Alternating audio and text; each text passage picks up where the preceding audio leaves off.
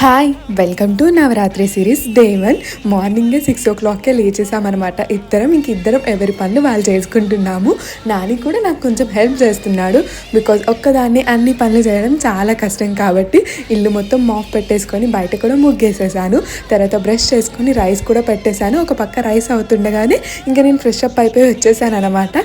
ఈ నవరాత్రి అన్ని రోజులు మా ఇంట్లో పాటలు మార్నింగే స్టార్ట్ అయిపోతాయి. సో తర్వాత నాని ఇంకా పూజ చేసేసాడు. నేనేమో పులిహోర కలిపేశాను. నిన్న నైటే నేను చింతపండు పులిహోర కోసం అని చెప్పి అన్నీ ప్రిపేర్ చేసి పెట్టినుండి ఇంకా మార్నింగే ఫాస్ట్గా అయిపోయింది. దేవుడి దగ్గర కూడా ప్రసాదం పెట్టేశాము. తర్వాత కొబ్బరికాయ కొట్టేసి హారతి తీసేసుకున్నాక నాని ఉండి రెడీ అయిపోయి ఫాస్ట్గా గుడికి వెళ్ళాడు.